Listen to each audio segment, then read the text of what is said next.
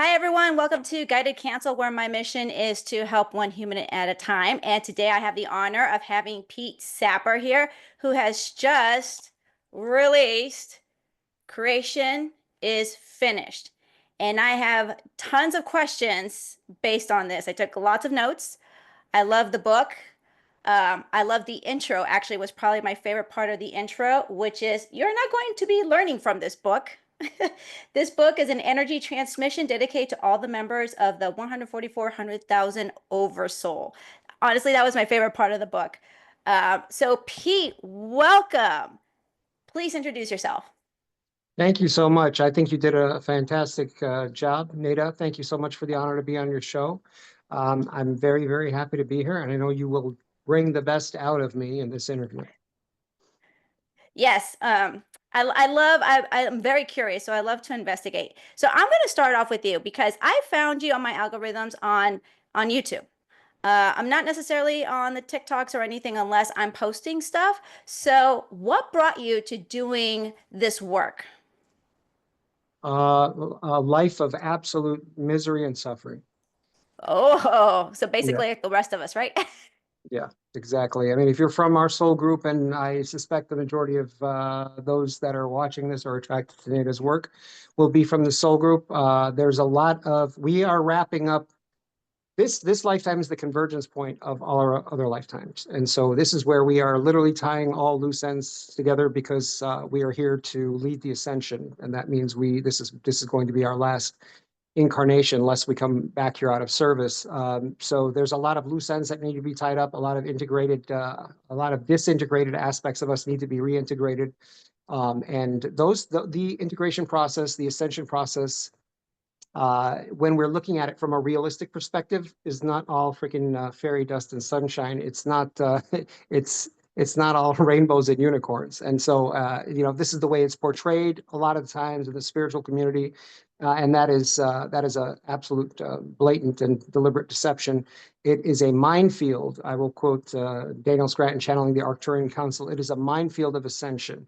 And so, when we're doing this work, which doesn't have to be difficult or hard, but it is absolutely challenging. When we gain conscious awareness of this process, it makes it so much easier. All of the suffering disappears because, yes, we're still experiencing what you might classify as suffering during the ascension process, but we know it is always for our evolution and expansion. We know that every experience we have is serving us. It has evolutionary content, and it is expanding our consciousness, making us more infinitely wise, loving, and powerful. And if you know that that's what is happening, if you know that everything you're experiencing is for your benefit and for your highest good, that removes 90% of the suffering, and then you just see it as a challenge. And if you're from the soul group and you know that what you're experiencing is a challenge that's going to expand you, you're all in, baby. So let me ask you this. I think I want, and I'm going to reiterate what you were saying and correct me here because, so I know 144, 100,000 is a big number in biblical sense. And so the 144, 100,000 chosen people. Now there's 8 billion people in the world. What does that signify? Is it 144,000 people that are doing the work like this? So 144 is, I just call it 144. It has a bunch of different, it is referencing a bunch of different things. Okay. 144 is a very prevalent number in creation. Each higher self projects 12 aspects. Imagine an octopus projecting 12 tentacles. Those 12 tentacles can then split off into 12 additional tentacles. So you'd have a total of 144. And we call those separated, or those twin aspects of a singular projection from the higher self, we'd call those twin flames. Okay, so, and this is why a lot of times when people refer to the 144,000, they're referring to the 144,000 twin flames. And that is not a romantic concept. So let me just get that off the table right away. 144 also refers to the number of energy channels or nadis within our energy body. It also refers to the 144,000 that are referenced in Revelations in the Bible. Either way, when I refer to the 144,000, I'm talking about a group of volunteer souls, higher dimensional beings.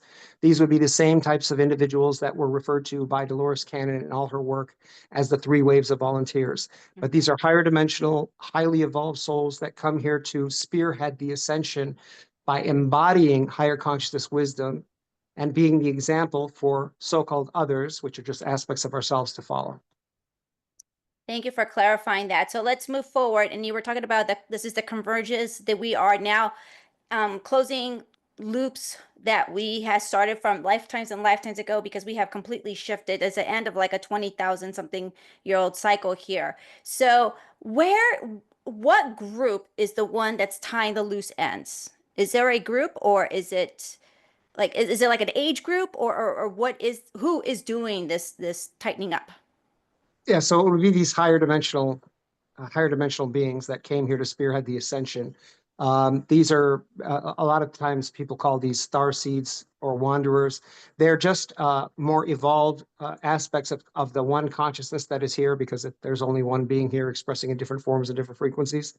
And that more evolved spearhead of consciousness is leading the way for those who are here to ascend. They've got all the evolutionary content they needed to out of the incarnation cycle or incarnating into the lower frequencies of the physical universe. And they're ready to ascend. And then from their next incarnation, they'll be likely leading other people through their ascension, other souls through their ascension from the archangelic realm, or if they desire to, the alternative to that would be to reincarnate as an ascended master and lead people here, with boots on the ground, so to speak. And what about the children? The children that I know there's going to be there's a crystal in the rainbow babies. I have seen the new children, the hybrid children are still in their I guess in their incubators, what I would call. But what about the children, our children now, the small ones? What role are they playing in this new cycle?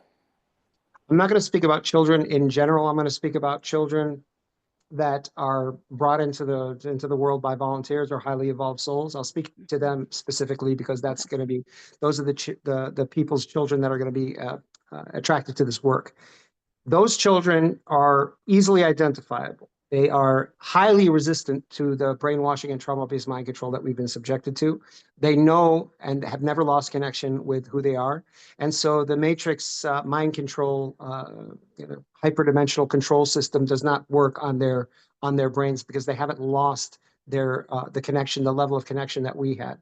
And they are privy to a much more evolved society than we were. And so, and that is literally for a reason. And those of us who are here in the first and second wave of volunteers, we took on the heavy lifting because we wanted to make it easier for the souls that came behind us. But whether it was easy for them or not, these are highly evolved souls. They are, like I said, resistant to the brainwashing of the third dimensional control matrix, and they're here to finish the job. We're here to spearhead the assault, so to speak, and they're here to finish the job. They're here to carry it forward. So now I'm going to go a little bit more into the book aspect. So we kind of have like a general consensus of like what we're doing now. What is the goal energetically where we're heading to? And I'm just going to say it. I mean, obviously we're all trying to become closer to light body as possible. That's the whole purpose of this moving forward into the fourth, fifth dimension, like our Arcturian and Pleiadian counterparts. Some of us are still very stuck in the 3D density. So we have people like in your book, you were saying that uh, we have all these traumas that we need to work out, right? That's very important that you need to work through the healing process of your trauma. Now I'm gonna put that on pause because I'm fully in agreement with you as far as working out the traumas to become higher so you can break your own patterns, get out of your own way so you don't self-sabotage your own creations at this point. Is there ever a possibility, and I don't want to call it spiritual bypassing because what if you go into some sort of plant medicine ceremony where you see the light, everything happens, and so um, you you don't go through the slow and methodical process of going through your trauma and breaking your patterns and looking inwardly, but something there collects and gives you that aha moment that just automatically transcends you to that new you. Is that possible? It's not only possible, that's the way it's done. That's the way it's done. You heal by understanding you were never broken in the first place. You heal, you so-called heal by understanding there's nothing to heal in the first place. What you are cannot be traumatized, right? So the healing process is literally just seeing through the illusion of trauma, that it is even real. See, because the only thing that can be traumatized is our ego or our body-mind complex, and that is not what we are. We are the awareness of the physical vehicle. We are the awareness of the mind body complex. And when you understand and you get that detachment from what you are, which is the mighty I am, the awareness, Mhm. which is pure spirit and cannot be touched, cannot be traumatized, is completely um, unharmed, untainted, unsullied by anything that happens in the physical realm. Once you understand that you are not the mind body complex and that you cannot be traumatized, something amazing happens. And this is coming from somebody who was clinically diagnosed with severe post traumatic stress disorder. Once you see through the illusion of trauma, it literally evaporates. Your nervous system regulates. You have a feeling of safety in the body, and you realize that all you had to do was choose the version of you that is already whole, healthy, and complete, which is the real version of you. So, I mean, trauma and the healing journey and all this other stuff, it's something that I spent years investing into in therapy and then going to energy healers and all this other stuff. And it literally evaporated overnight when I realized that I'm not the mind body complex. I'm the awareness of it. That trauma is an illusion. And the only thing that can be traumatized is our ego mind. And luckily for us, the ego mind is an illusion. It doesn't exist. There's only Mhm. one self here. There's no separate self here. That means there's no ego mind. It's an illusion. And once you see through that illusion, the traumatized, fragmented ego disappears, as does your trauma, as does the illusion that the past has any control over you. So, how did you get that aha moment? Because I think that's what most of us are wanting. We want that aha moment. We want that oh my God, it's all an illusion and I can control it from this point on. So How did that happen? yeah, so I had the right teacher at the time, but he used a practice called self-inquiry by the great Hindu master Sri Ramana Maharshi. Self-inquiry is literally asking whenever a negative emotion comes up or anything that doesn't feel good, ask yourself, well, who is it that's feeling this way? Right. So who is it that's traumatized? Let's start with who is it that's traumatized? Who is it that feels unworthy? Who is it that feels hurt? Who is it that feels angry or lustful or jealous or envious? Any of these lower frequency emotions, you ask yourself, who is it that feels traumatized? Well, me, I'm the one who feels traumatized. Then you ask yourself, who am I? Hmm. Now, if you tune in energetically to what happens when you ask, who am I? There's no answer, number one. And number two, you will feel an energetic release of whatever stuck emotion was will just start leaving you. And that's because the trauma is an illusion, just like the one that's traumatized is an illusion. So this is a great segue because in the embracing the darkness and also the satanic agenda in your chapter there, the people that have suffered in your case from what you've alluded to, it's a rape, kidnapping, or horrific things, and they're stuck in that because to them that's their reality. The moment they realize that that was all an illusion, that will just dissipate.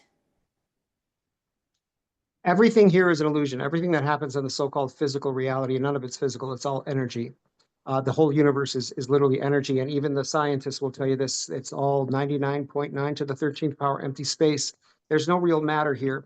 So everything here is illusion. The only thing that's real is our experience. And those are experiences that we chose to have from the highest perspective because as an individualized fractal of God source creator, we desire all experience because ultimately we are infinite and eternal creator beings. So we have all had every experience. The reason that the 144 are ascending at this point is because they've had literally every type of experience you can have as incarnated as every type of being you can be incarnated as, and they're wrapping up all the evolutionary content that they can get in this physical incarnation. So the most important thing to understand is that number one, we go back to that we are the awareness of whatever physical incarnation. Say for you, Nada, the individualized soul unit that you represent, the individualized aspect of God that you are, has tens of thousands of incarnations happening simultaneously right now because there's only one moment in creation. Nada is one of the physical avatars or physical vehicles that you are animating right now. Your oversoul is running tens of thousands of incarnations on all kinds of different timelines with all types of different representations, physical representations, man, woman, gay, straight, alien. We even have alien incarnations, and just as many alien incarnations as we do human. So we experience the physical universe or solidity in every which way we can, and that is what expands the evolution of consciousness. Because the evolutionary content that you gain through your incarnation, because you are an individualized perspective of God, source, creator, you are the only one that can give source, which is everything and infinite and eternal. You are the only one that can give source that unique perspective. Therefore, source has a unique experience through your unique perspective that only you can give source. That's how valuable you are. That's how important you are. And that's how indispensable you are, and that nobody can ever take your place. So let's talk about the well, you are living multiple versions of you of me at the same time, and there's obviously a vibration attached to it. So if I want to, go to a different timeline of myself where I have everything that I desire at this point, it has to be in a vibrational alignment. So every dimension, or I don't know, multiverse, is that at a different vibration? So like if I wanted to align to that version of me, I would have to vibrate differently, or how does that kind of happen in mechanically or maybe even scientifically? So great question, Ada.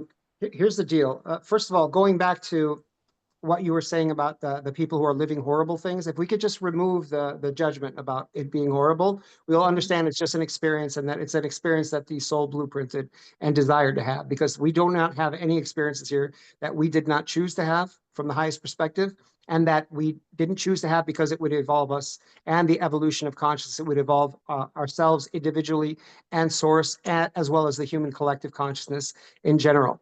As far as choosing the version of you, this is literally, I mean, it's going to be mind blowing to those who have spent years like learning manifestation techniques and all this, but your true nature is infinite possible possibilities. When Jesus was speaking about in the Bible, he talked about the many rooms or many mansions of my Father's house. He was talking about the infinite parallel versions of us, the infinite parallel frequencies, dimensions, and parallel conditions that exist within our consciousness, because our consciousness is a fractal of God. It contains everything. So there are an infinite number of versions of you that have all kinds of different things that they've manifested that are relevant for them. So you would simply assume that you have whatever it is that you desire to have, feel deeply in every cell of your body that you have already whatever it is that you desire to have. This is manifestation in general. And then you know eventually. So we start with assume I have it. Then we feel that we have it. And then we become, then when that feeling becomes a tangible, like tangible in every cell of our body, it becomes a knowing. And as soon as we know something is, it gets projected on the screen of consciousness. It impresses on the subconscious mind and gets projected on the screen of consciousness. And that is what we experience. And all those experiences, all those parallel conditions exist within us now. All we need to do, and this is how powerful we are, is assume it, feel it, and know it. And then at the end of that, realize that we already are it. You already are everything that you desire to be. There's nothing to chase, there's nothing to acquire, there's nothing to become. You simply align with the version of you that is already living the life that you desire to live, that is having the experiences that you desire to experience, because they all exist within you now. And please remember, when I say you, they exist within you. I'm not talking about your physical body, because you're Mhm. not a body.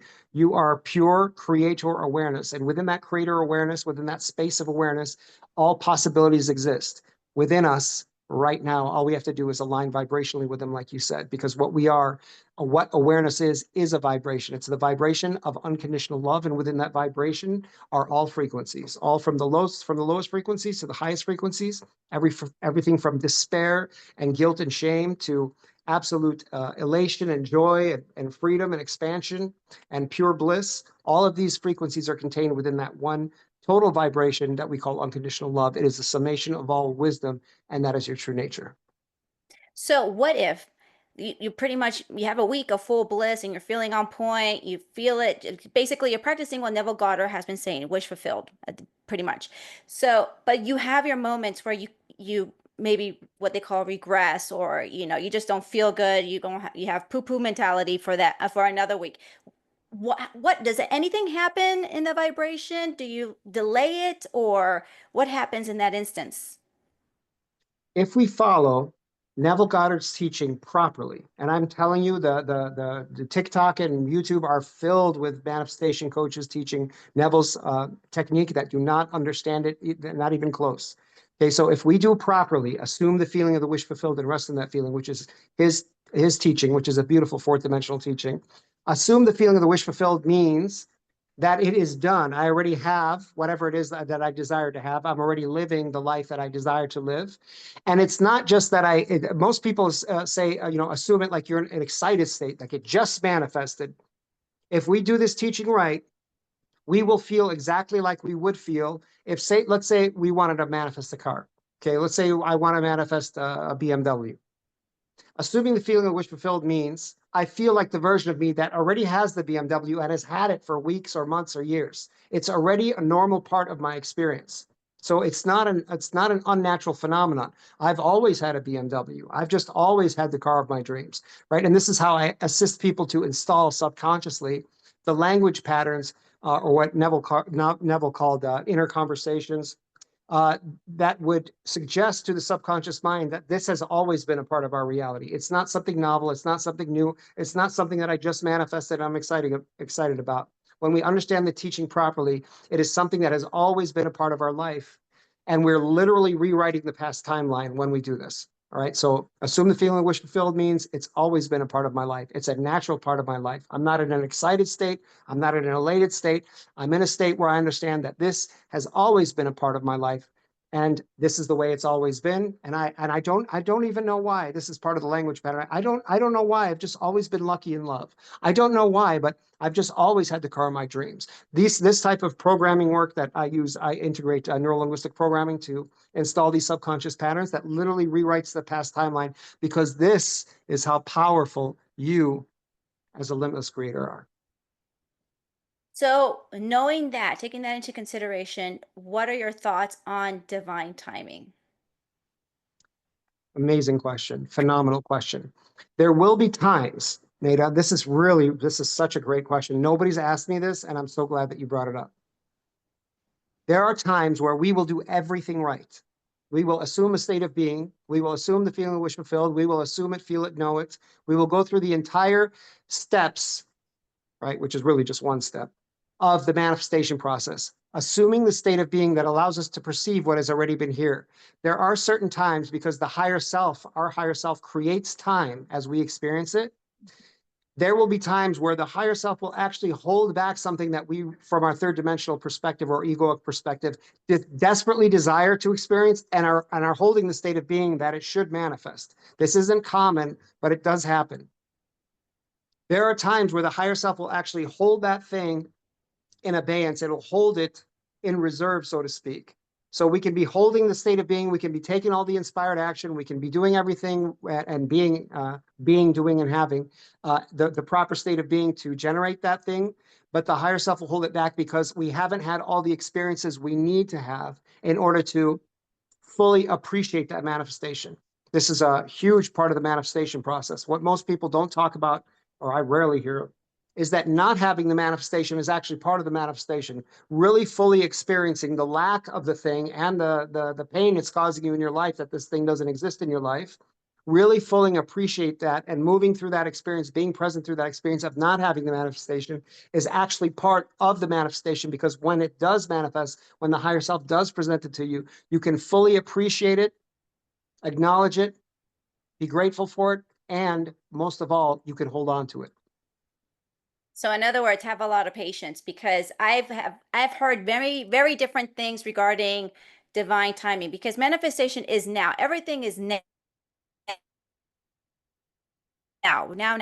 And so, as a human, you're like, okay, I'm doing all the processes. I'm doing the best that I can. Why not now? And most people are looking for love, right? Money, love and money. Those are the biggest topics for everybody. We're always looking for love in the wrong places. So I'm glad that you were able to define that so well, because if it doesn't happen, sometimes you feel really bad. You feel bad. I'm like, what am I doing wrong? You start questioning yourself. What am I doing wrong that's not happening just yet? Type of situation. But you want it to be right from the start. You don't want to make the same mistakes as previously. So that's why it's holding out on you, right? Because, like you said, there's other lessons or something else that you need to figure out first before you can get that final level. Right. Well, the most important thing to understand is if we desire to manifest something, if we have a desire, the fulfillment of the desire is already within us. So everything is here and now in different states of visibility or invisibility. And what determines whether something that is here now, because it's everything is here and now, whether we can actually perceive what is here and now is number one, the state of being we occupy. And number two, if we've had all the experiences, the reason we created time is so that we can experience creation on a timeline. We can experience ourselves moving from not having something and fully feeling the lack of it and the pain of not having that thing in our lives, to going through and evolving towards the place where we do embody the state of being that pulls that thing into our physical reality. This is why we created time in the first place, because otherwise, if we wanted to incarnate into a situation where we just have a thought and the thing manifests immediately, we would have not incarnated into the third dimension. We'd have incarnated into the fifth dimension or higher, where all manifestation is instantaneous. You have an intention and a desire, and it manifests. The important thing to understand here is it's also the same here. You have a desire and intention, and it manifests also, except it's not perceivable to you because we're operating on a timeline, logic and linearity. So we experience time, and we experience the eventual or gradual manifestation of the thing in what you call divine timing, based upon whether we've had all the experiences that lead up to our ability to appreciate, acknowledge, appreciate that we are the ones that brought that thing into physical reality, and then be able to hold on to it because it's a part of us. And I want to talk about the holding on to, because in the book you said you really stress unconditional love. And I need to know, how do you define unconditional love? Because if you don't feel unconditional love with everything and anyone, but maybe you have a sense of neutrality. So there isn't no love and there isn't no sadness or anything, but you're just pretty balanced in neutrality. Is that enough, or does it really have to be unconditional love? And how do you define that? So we have a very, very immature and a very like immature is the best word, understanding what unconditional love is. Unconditional love would feel in your beingness as complete neutrality. That's what unconditional love actually is. It's not an overwhelming sense of love for somebody who just cut you off in traffic or who did terrible things to you. It's understanding that everything has validity. It is granting validity to everything in creation because nothing in creation exists by accident. And anything that you experience, whether you want to call it a so-called trauma or anything else, an unpleasant experience, nothing here happens. There's no victims here. Everything happens here by agreement. Everything is a co-creation. And mind you, it's the same one soul, the same one being co-creating with itself. Um, so there's no victims. There's no victimhood. Victimhood is a concept of the unawakened mind. We're all powerful creators. We all choose our experiences. And unconditional love is understanding that everything in existence, including whoever we think is we hate or as a terrible person or as a terrible situation or should have no logical reason to be able to be granted existence, we understand that unconditional love or creation makes no mistakes. And unconditional love literally is the embodiment of the creation cycle, which is creation, preservation, destruction, creation, preservation, destruction. And that is all that is ever happening in the physical universe, in physical reality, in all of creation, is creation, preservation, and destruction. And let me tell you something, that destruction part, in order to create something new, we have to destroy what was in that space before to clear the space for it. And that destruction part we all experience does not feel like what our idea of love is, but it absolutely is. So unconditional love is really about spiritual maturity. It's about understanding that everything in creation has a purpose for existence. Otherwise, it wouldn't be created. Now, truly grasping that is truly understanding the creator, and you will have a feeling of complete neutrality and complete unconditional acceptance for everything in creation because you know it serves a purpose. Otherwise, it would not have been created in the first place because creation makes no mistakes. No, thank you. Because I mean, everyone says unconditional love, and I really was like, okay, we're gonna heart everything. I'm like, no, I mean, I'm chill with just being neutral. Like, no. But I'm glad because I was worried. So good. I'm on a good path right now. Okay, so let's talk about now. We're gonna fast forward now. Time has sped up. Like all timelines have collapsed. Everything's in the fast go, lots of chaos. I personally think the chaos is good because we need a shakeup. I mean, this is a time of the shakeup at this point, and this is our time to, for us as humans individuals to come together right now and show that we can work together as one. Because it seems like the only time we can work together as a community is when something bad, or disruptive happens. How do you see this convergence happening worldwide right now? We're going through a spiritual detox. That's what's happening. Everything that was hidden in the shadows is needing to come up to be seen because we can't move past what we don't understand. So, first of all, we're working with a high frequency bombardment of energy. I mean, from our sun, our sun, our solar system sun, and the grand central sun, we're being bombarded with high frequency energy, which makes time seem faster. Our experience of time seem like it's going by faster, and things manifesting much faster. So this is a great thing in terms of manifesting and bringing to into reality what it is that we desire to experience. But at the same time, everything that has been hidden, and a lot has been hidden, in the collective shadow is being brought up to the light to be seen, witnessed, fully witnessed, and then notice that hey, this is part of this has been sitting in our collective energy field, in our collective consciousness, and nobody's had the courage to look at this and see it for what it is so that we can move past it. So everything that needs to come up, imagine just doing a detox and everything needs to come up. All the toxins need to come up and out. That does not feel good. It's not a pleasant process. But when it is done, when you've moved past the whole situation, you feel like $1,000,000 and you feel like you're real, the real version of you. And the real version of you is as close to the vibration of unconditional love, as close to the vibration of the creator. And the ascension process is literally embodying the consciousness of our higher self, which is the embodiment of the summation of all wisdom, which is unconditional love. Okay, so let me ask you this. So previously you stated that we're tidying up with loose ends at this point. For the folks that are not waking up for whatever reason, it's not part of the journey because I believe that some people still have to there's a duality. So there's people that still have to do their whatever deeds, whether they're positive or negative, how we perceive it, in order for us to have that duality, for us to have the darkness and the light, the Jedi's and the the Siths or whatever. But for those people that are not waking up to the spiritual path, who are in that role right now of being the dark, when they pass, do they have to relive that karma to learn their lessons, as we all will eventually be ascended?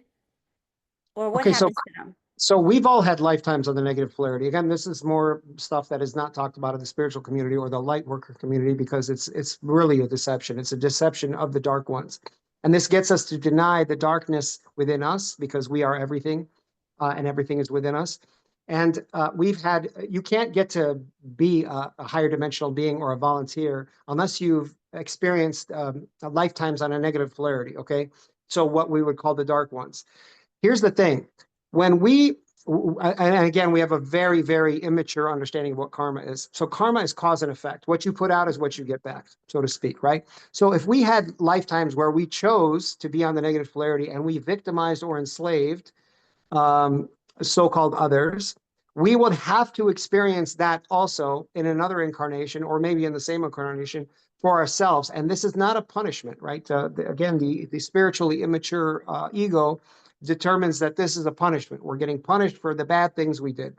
It's no, we experienced something, a creation. We gave birth to a notion from one perspective, and now we're going to experience it from the other perspective. So this is to know ourselves in totality as an infinite creator. So, and we desire our higher self desires to have all these experiences and all these different perspectives because source is all perspectives. It is all perspectives. And that's all we are right now. You or Nada or Peter are individualized perspectives of that one consciousness, that one absolute consciousness. So that's what's happening. The ones on the dark side, when their body expires, if they've already experienced the other side of that, then they won't have to, reincarnate and do that. But if they were enslaving or manipulating or dominating or killing or whatever other aspects of themselves, because there's only one being here, if they were doing that in this lifetime and they haven't received that notion, they would have to reincarnate and receive it. But again, this is not punishment. This is literally an infinite, immortal creator being understanding itself as a creator in totality. When you expire, do you have a choice of doing that again? Or is it a universal law that you have to? So you don't expire, your body expires, the physical vessel that you're in expires, and then Right. you leave. It stays here because it's part of and attuned to the local environment, the low frequency environment. So what you are simply because it melds right back into everything. It's like a wave that crashes back into the ocean, and then you realize that you're everything and you were never separate to begin with. But as far as the question that you're asking, do they have to come back? There's no have to anything. There's Mhm. only an infinite creator wanting, desiring expansion of its own consciousness, and that can only happen through experience. So we all choose everything. We choose literally every aspect, every bit of minutia of our physical incarnation, right down to the genetic entity that we incarnate into, the sex, the race, the timeline, literally everything, because we are God, and it is God choosing the experience that it desires to have. And so there's no have to. There is I desire to know myself in totality as an infinite, eternal, limitless creator being. That's very interesting. I have not heard that actually. So thank you for bringing that up. I had not heard that perspective. And I resonate with that. To me, that makes more sense. Now, if you would have asked me a few years, I would have been like, oh hell no, karma's a bitch, you know? Right, right. But no, that's so okay. So let's take it even further, more years out. So we are evolving. And now that we have all these things, we found that those coils underneath the Pyramid of Giza. So obviously, more technology, more information is coming to us. I mean, it wouldn't surprise me at this point if we now become some sort of humanoids with with hybrids of other alien species, entities, whatever you want to call it. I'm not sure how to name it correctly, if at all. And I know Greg Braden speaks about this a lot. How are we evolving towards that? How are we evolving towards a hybridization program? Is that what you're? Yes. Okay, Mm-hmm. so hybridization has been going on for a long time, and I would suspect that the majority of souls that are attracted to this would have been part of that hybridization, or do have hybrid children. So there are a species of humans, mutated humans that we know as the Greys, and we call them extraterrestrials accidentally, not understanding they're actually humans from a parallel version of Earth that destroyed their world, and so they underwent a hybridization program where they literally tunneled into our parallel reality and started having visitations with many of us and started borrowing our DNA to recreate their species. And through those visitations, we've created hybridized humans slash ETs, extraterrestrials.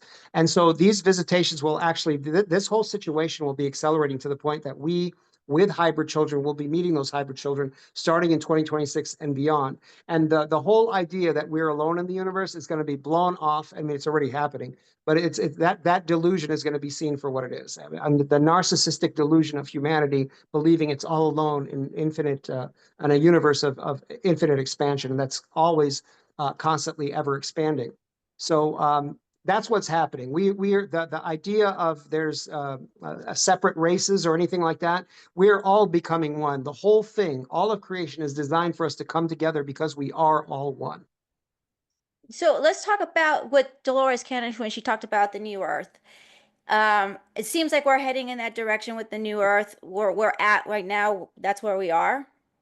Um, but um, what happens? Will this Earth, as we maybe previously knew before this end of cycle, will that still exist as another timeline? And what happens to the people that will they incarnate into that old version of the Earth?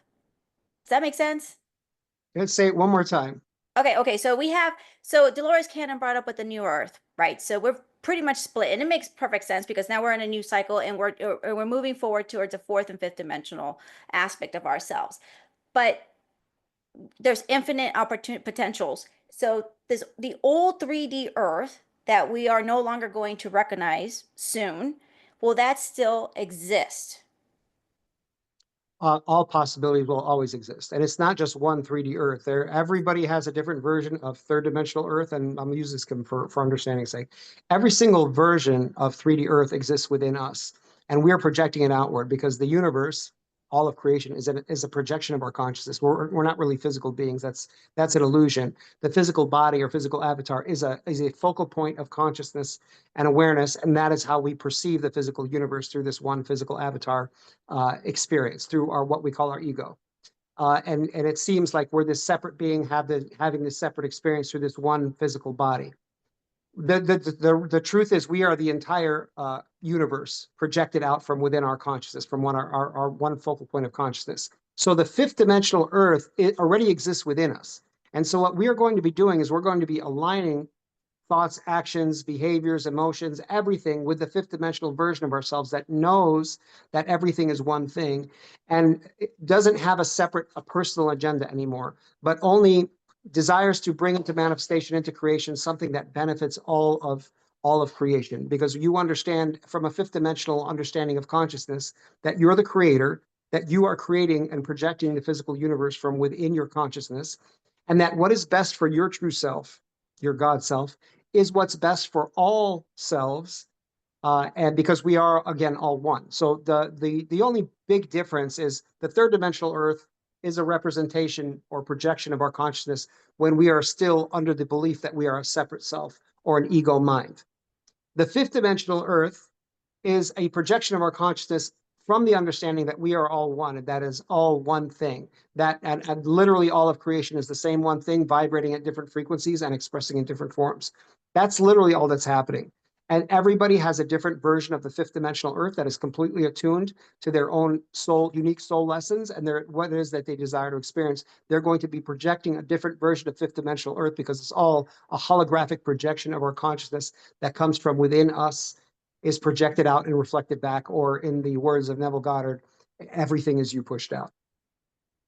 So that would make sense. So if we are at the fifth dimension, I guess the way we take the action, the way we were thinking, that just what like you were saying, then what we would be projecting as a collective would be those that also follow in your timeline or in your vision, in your projection, the same characteristics or what your beliefs are for the fifth dimension, how you would act as such. Will there be a duality when you reach that fifth dimension? Fifth dimensional Earth, the basis of fifth dimensional Earth is that their duality is seen for what it is, an illusion. One more time? Uh, in fifth dimensional state of consciousness, so it's not an actual planet, like it's a different planet. It's a Right. state of Uh-huh. the fifth dimension is a state of consciousness that we embody and then project onto the screen of consciousness based on our own awareness of how aware we are that duality is an illusion that's created by the ego mind. So all separation is an illusion that is created by the ego mind. As a matter of fact, the only reason the mind exists, the human finite mind, is to create the illusion of separation so we can have this experience, this so-called separate experience. So that's it. At the fifth dimensional state of consciousness, we have a tangible knowing. We assume it, feel it, know it, like we would manifest anything. We manifest the fifth dimensional projection of Earth by first creating it within us, right? We would call this creating heaven on earth within. Seek ye first the kingdom of God. The kingdom of heaven is within us.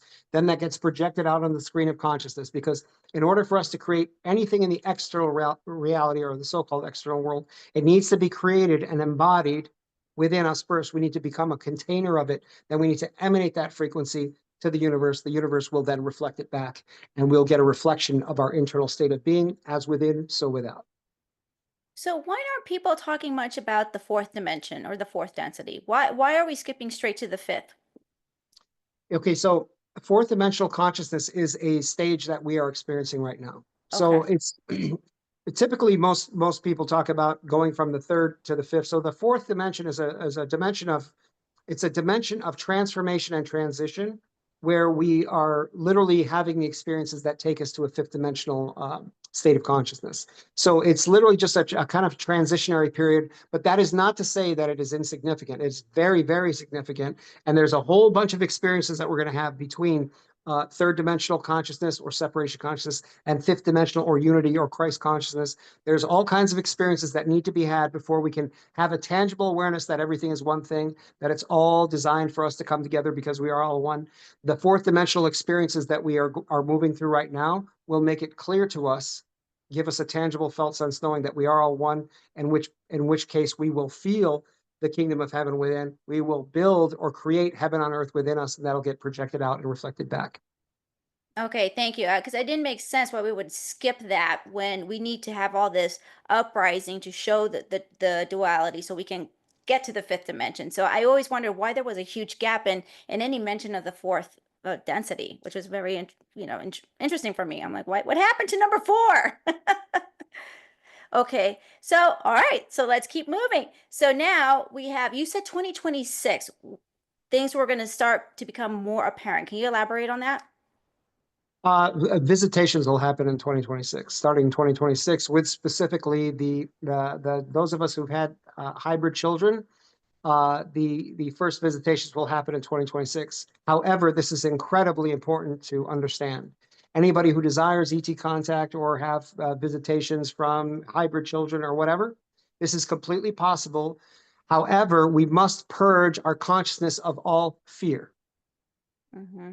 Okay, because these beings are high frequency beings. They will not appear to anybody who's still holding fear in their energy body. So we have to purify our consciousness of fear. And let me define what fear is, because people talk about purifying yourself of fear or uh, getting rid of fear. And fear is ignorance of self. That's what fear is. It is the illusion that there is something here to be afraid of, meaning there is you, one being, and there's this other being that you need to be afraid of. It's all one thing. Once we truly understand that all of existence is one thing vibrating at different frequencies, expressing in different forms, then fear is seen for what it is, ignorance of self, right? It's living in darkness. It's not understanding that everything is one thing and that one thing is you nested within God's multiverse. Once we truly understand, embody, understand, and emanate this understanding of everything as one thing, we will, fear won't be an option anymore. It won't be really anything that we go to or use because we would have gotten everything we need to out of the fear experience, which is the opposite of the unconditional love experience, knowing that everything is one thing and that everything is you. And once we have that purification of fear from our energy body, we see through all distortions of illusion and separation. At that point, we are in a frequency range where we can have physical visitations with physical extraterrestrials or hybrid children or whatever. And do we know which ones are going to make contact with us first? I mean, we already know the Arcturians and Pleiadians and Greys, but are there any others? Praying mantis? Yeah, so the Arcturians and Pleiadians are non-physical beings. They're ninth dimensional, so they don't have a physical body. So you wouldn't visit them like, they walk up to you. But as far as visitations that we'd have in 2026, those would be with the hybridized versions of the Greys, what we refer to as the Zeta Reticuli, and these are the ones that were part of the hybridization protocol. This is the first wave of visitations of hybrid children, and they're fifth dimensional. They are physical beings, so you can actually have visitations with them, but they're much more high frequency than us. They have a much deeper understanding of that we are all one, and that the separation's an illusion, and that everything is one thing. So they're much more higher frequency beings. So we would have to get ourselves within a frequency range, operating with a consciousness of frequency range that is somewhat amenable to them, to their frequency, because otherwise they Hmm. would just pull up all the unresolved stuff within our energy body and it would just hit us like a tidal wave. So they will not appear to any of us who have not done our integration work, who have not purified ourselves of fear. So the faster we do our inner work, which is just having the experiences that we desire to have and holding the desire intention to know our true nature as the creator, as the one infinite creator, the more we hold that desire and intention, the more we will be pulling and drawing those experiences within to our the purview of our consciousness. The more we'll be having those experiences, the more we'll move through those experiences, the more we'll purify ourselves of fear and all distortions and all illusions of separation, and the more we will be in vibrational harmony to have a resonance where we can actually have physical visitations with them. As far as our ninth dimensional beings, Arcturians, and they physical encounters with them are not likely. I mean, they don't even have physical bodies, but they're guiding us from higher dimensional realms. We Hmm. have telepathic connections with them. Yeah. Okay. Thank you. I didn't even realize that because I do have connections with them, like I think most people do.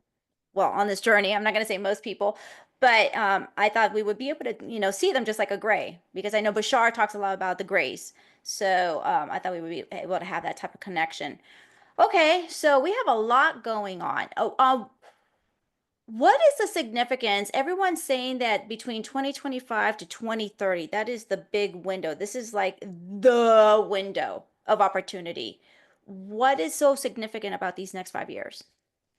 Anybody who says that is looking at is reading the current energies and looking at probabilities in terms of contact, in terms of contact and the evolution of consciousness. Because when we are ready for contact, we are ready for the evolution of consciousness. ET contact it has the potential to be a catalyst that propels our consciousness forward, because the ignorance of we're all alone and there's no such thing as other life and all of those delusions will be seen through, and there will be no denying it. I mean, right now the government agencies, which are reflecting back to us our own self-denial with their non-disclosure and all the secrets we've been keeping from ourselves and each other. And that's what the government and all the dirty agencies that we're seeing as reflections outside of us are showing us, showing back to us. When we get to a place where we can be completely honest and authentic with ourselves, honest and authentic with others, then we'll have massive expansion within that time frame of window. And that is if you're reading the energy right now, that's what you would see as probability. You would see a massive evolution of consciousness that is unprecedented, like we've never seen before, within that time frame of 2025 to 2030. Okay. So now I'm going to ask you a personal question, if you don't mind. Sure. What do you do to gain all this information? Is it just meditation, or what do you do to just sit and get all these downloads to be able to present?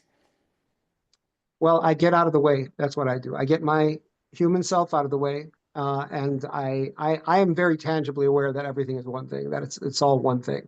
Now, once you have a tangible awareness that everything is one thing, that everything is you pushed out, in the words of Neville, once you understand that, and all illusions of separation, all distortions of separation are seen through, then you can actually feel that you are the entire reality, the entire universe that you inhabit, that the universe that you believed previously that you inhabited actually is coming from within you. And then there's no barriers of separation that you're creating. Now, I want everyone to understand this clearly. The only reason we can't access information or receive downloads is because we're creating the illusion of separation between us and our higher self, us and the universe, us and the Akashic records, which is just your subconscious mind, the recesses of your subconscious mind. Once we understand, and I mean, I'm going to hammer this home, that you are everything, everything is within you, and everything is one thing. It's all designed for us to come together because we are all one. The less we create separation, which is an illusion, the less we create the illusion of separation as the creator, the less is outside of our reach. Because there are no locks and bolts to anything. The moment we stop creating the illusion of separation is the moment we can access everything. You literally have access to everything. I think, uh, and I'm going to venture to say this, that logically, what you're saying makes total sense, but the feeling of it, of being one with everything, it's hard to make that connection, to make it sync up with the logical side of it. What is a technique or resource that you can tell us that would help us make the connection line up? Master being present. First of all, it has to be your desire and intention to know your true Hmm. nature. That's number one. It has to be a burning desire to know your true nature. Once we have a burning desire in place, that gives permission to the universe or your higher self, which are all one thing, to start sending you the experiences that take you from separation consciousness to unity consciousness. And so the whole thing is already planned out for you. All you've got to do is give permission to the universe that you're ready to have that experience, know your true nature as oneness, as everything. And then you'll start moving through the experiences that will give you the tangible awareness that everything is one thing. Okay, so we don't want to force it. We don't want to hey, I really want to know myself as everything. That's just not going to happen. It's not a mental process. This has to be an embodied, tangible, felt sense knowing. And the only way to do that is through the expansion of consciousness, through experience. And the only way to get the ball rolling on those experiences coming into the purview of your consciousness is by having a burning desire to know yourself as what you really are, which is the creator, which is the one infinite creator, which is everything. So, based on that, does it even matter if we know our past lives? The reason we don't remember our past lives is because until we've gotten out of separation consciousness, until we've gotten out of judgment, which is the opposite of a vibration of what we are, which is unconditional love, until we've purified ourselves of those distortions and understand that everything is love, there is only love, we don't remember our past lives to protect ourselves because our egos would not be able to handle it. Mhm. That's the flat out answer. And again, this is unheard of in the spiritual community that somebody would just tell you this. We don't remember our past lives for two reasons. Number one, it's not a big deal. And number two, our ego mind would not be able to handle who we were in past lives. It would have all kinds of judgments about it.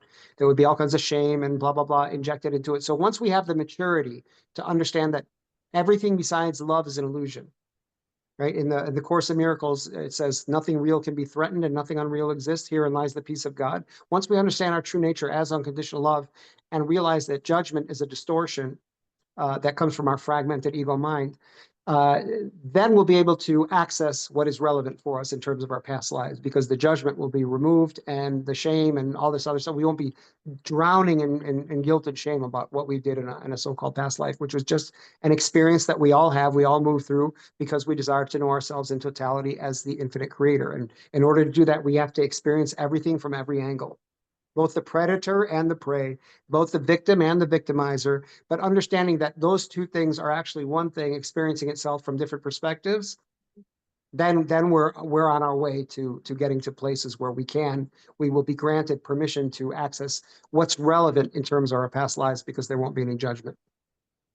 Yeah, and I think I'm on point because I've always been of the mindset that, just worry about the now. The now is what's important right now. I mean, what you experienced in the past is probably the same thing that you just experienced now because you're still trying to, go through it, try to figure it out.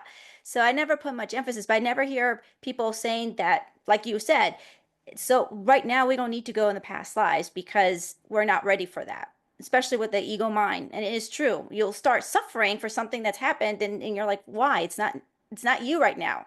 Does that make sense? It's not you. It's not right now.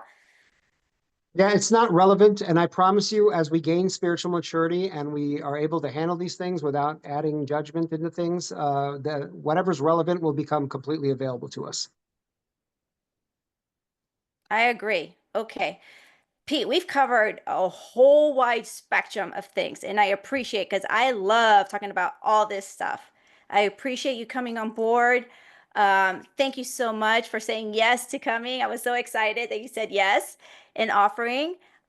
Is there anything you want to tell us, like how we can reach you? I know you have ceremonies, I know you have services. What would you like to tell us about you? Yeah, so if you just follow the channel on YouTube, it's Pete Sapper 144 or Pete Sapper Creation is Finished. I would say if you haven't gotten this book, it will constitute its creation is finished. I don't think you can see it in here, but I yeah, got it. it's the book that Nada was holding up. For some reason, it's not showing up on my screen, but the book is called Creation is Finished. It was written by myself and my co-author, who is my shaman who does our ceremonies at our retreats.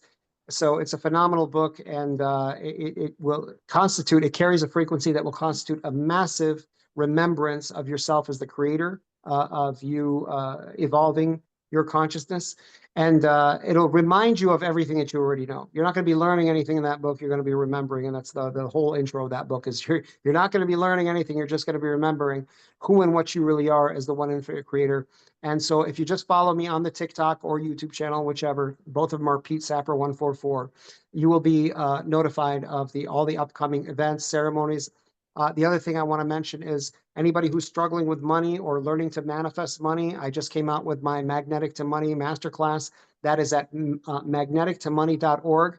It is a money manifestation course like nothing else that anyone has ever seen. It is the most detailed and in-depth one. Manifesting money is something I studied for many, many years, and it just never seemed to work all these other systems.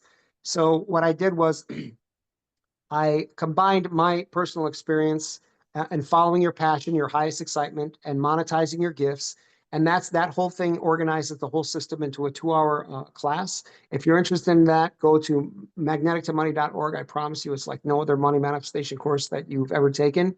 It also comes with an additional bonus course called Master Your Emotions Masterclass. And we can forget about being master manifestors until we master the ability to manage and control our emotions, which is really about just managing the way we perceive reality and the way we perceive ourselves. Because all negative emotions come from the misperception of ourselves as victims, or that the life is happening to me, which is a misperception. And once we clear our perception, the way we perceive reality is the way we create it. Once we clear our perception and our ability to perceive ourselves and reality, all of which are one thing, properly, we automatically create stability in our emotions, and emotions, which are energy emotion, that becomes the energy that we use to create our heaven on earth, to manifest money, to manifest love, relationships, whatever you want to collapse from energy into physical form. All of that is covered in that masterclass. And again, that's magnetictomoney.org, or just jump onto Amazon and get Creation is Finished. That'll be a great start. Thank you so much for having me, Nada. You asked amazing questions. You're a brilliant host. Thank you, thank you. And real quick, because I am going to do a review on Amazon. I did feel something when I read the first line, "You're not here to learn anything. This is an energetic transmission." I got lightheaded. So I knew something was happening. And then the other thing too, it's such an easy read because it's to the point. And I appreciate that because I have thousands of books, not thousands, but I have a lot of books. And, I open a book, I read a page, and I pass out. So I finished this super quickly because it was that fascinating to me. It was to the point. Let's get it over with, just kind of like with this podcast just happened. It's like this. So it's very easy to read. So I really recommend it for everybody. It was fun and I appreciate it. Thank you so much, Nada. I appreciate you very much. Thank you so much. We'll talk again. All right. Bye bye, darling. Bye.